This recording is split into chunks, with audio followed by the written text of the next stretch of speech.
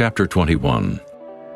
And when King Arad the Canaanite, which dwelt in the south, heard tell that Israel came by the way of the spies, then he fought against Israel, and took some of them prisoners.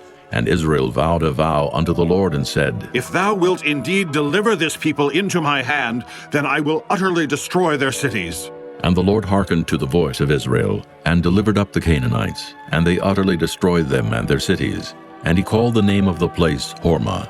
And they journeyed from Mount Hor by the way of the Red Sea, to compass the land of Edom. And the soul of the people was much discouraged because of the way. And the people spake against God and against Moses. Wherefore have ye brought us up out of Egypt to die in the wilderness? For there is no bread, neither is there any water, and our soul loatheth this light bread. And the Lord sent fiery serpents among the people, and they bit the people, and much people of Israel died. Therefore the people came to Moses and said, We have sinned, for we have spoken against the Lord and against thee. Pray unto the Lord that he take away the serpents from us. And Moses prayed for the people, and the Lord said unto Moses, Make thee a fiery serpent, and set it upon a pole, and it shall come to pass that every one that is bitten, when he looketh upon it, shall live. And Moses made a serpent of brass, and put it upon a pole. And it came to pass that if a serpent had bitten any man, when he beheld the serpent of brass, he lived. And the children of Israel set forward, and pitched in Oboth. And they journeyed from Oboth, and pitched at Ijah-abarim in the wilderness, which is before Moab, toward the sunrising. From thence they removed, and pitched in the valley of Zared. From thence they removed, and pitched on the other side of Arnon, which is in the wilderness that cometh out of the coasts of the Amorites. For Arnon is the border of Moab, between Moab and the Amorites. Wherefore it is said in the book of the wars of the Lord, what he did in the Red Sea, and in the brooks of Arnon, and at the stream of the brooks that goeth down to the dwelling of Ar, and lieth upon the border of Moab. And from thence they went to Beer, that is the well whereof the Lord spake unto Moses, Gather the people together, and I will give them water. Then Israel sang this song, Spring up, O well, sing ye unto it. The princes digged the well, the nobles of the people digged it, and by the direction of the lawgiver with their staves.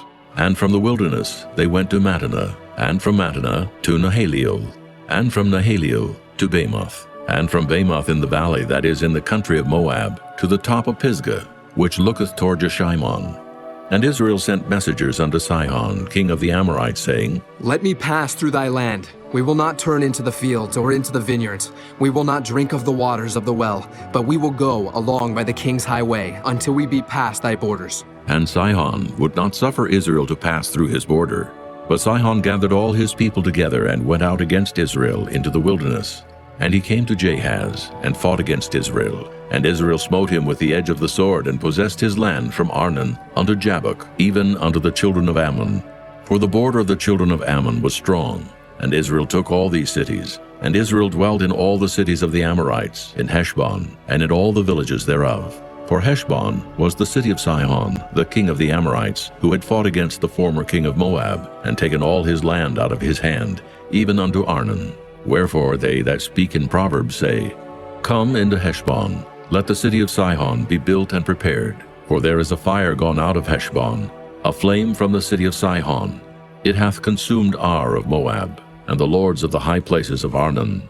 Woe to thee, Moab! Thou art undone, O people of Chemosh. He hath given his sons that escaped, and his daughters into captivity unto Sihon, king of the Amorites. We have shot at them. Heshbon is perished, even unto Dibon, and we have laid them waste even unto Nophah, which reacheth unto Medeba. Thus Israel dwelt in the land of the Amorites. And Moses sent to spy out Jahazer. And they took the village thereof, and drove out the Amorites that were there. And they turned and went up by the way of Bashan. And Og, the king of Bashan, went out against them, he and all his people, to the battle of Edrei. And the Lord said unto Moses, Fear him not, for I have delivered him into thy hand, and all his people, and his land.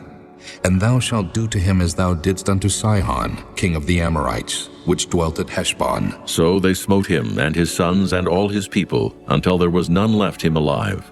And they possessed his land.